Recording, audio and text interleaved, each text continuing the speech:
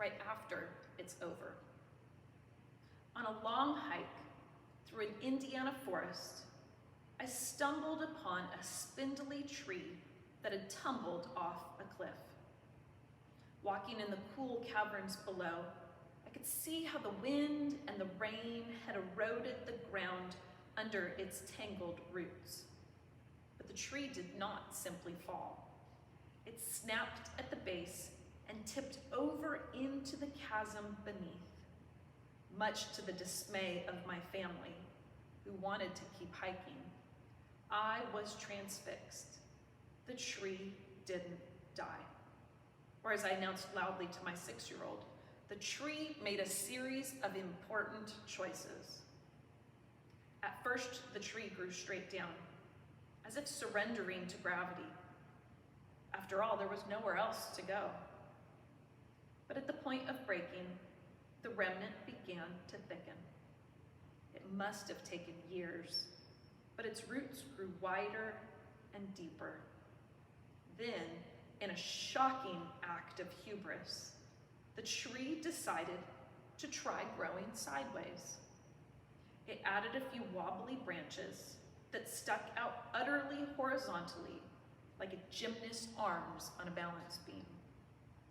More years passed, but at some point, the tree decided that sunlight was a good idea, and the only direction to go was up.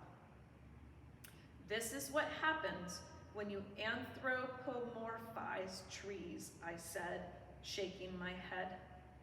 But nonetheless, my eyes got misty as I traced how the trunk made a perfect U shape, and rather impertinently grew straight towards the sky.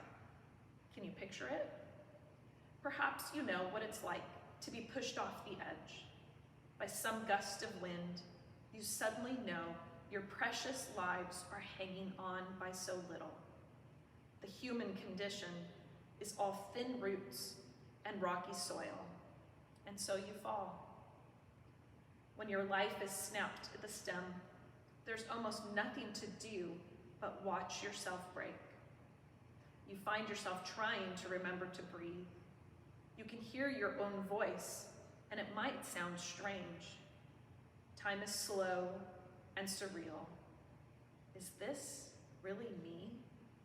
Is this really my life? In the aftermath of devastation, the best we can do is survive. Try to sleep. Remember to eat. Keep breathing. Nothing will feel possible, but there you are, another day.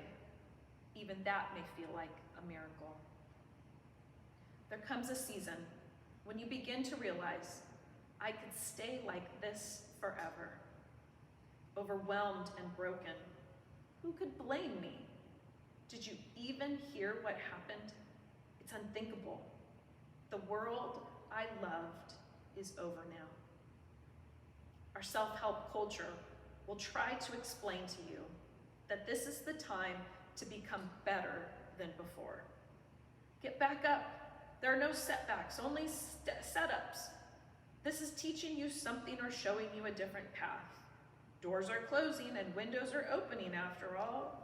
You know, now that we're talking about it, you might even be lucky that this happened. After all, this is an opportunity. The deep evil inherent in the perfectibility paradigm is on full display. Your humanity is now a liability. Your grief and fear and confusion and fatigue are wielded as evidence of your failure. You are not only a person who has lost, but a loser. Please, please, please, hear me say to you, you are not ruined or broken or a failure. You are simply in pain, and God is with you. This is God's great magic act, in my opinion. The more we suffer, the more we can't get away from God's insistent love. When life is hanging upside down, We must try to send all available energy to the roots. Drink a glass of water. Utter the words, God, help me. Try to get outside. Tell someone that you're struggling. Don't forget to sleep. It might not feel like much, but with these small acts of nurture and taking stock, you are like my favorite tree. You are letting yourself grow straight down. Grief is a long story. Someday, you might try to get your balance, stretching your branches out a little, seeing if you can reach and stay stable at the same time. Perhaps a short trip, a more casual conversation with others, letting your guard down. There will be days when you will be able to look around and ask, what is here? Where is there some ground to stand on? Is there anything that tastes good now, that nourishes, where there is room to grow? If so, you might be ready for a turn.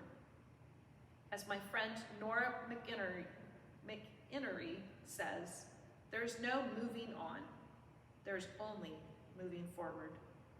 Yes, there will be days when it might be crucial to pull down the blinds and lie in the dark, or morally recommit to watching every episode of our favorite television shows, Community or The West Wing.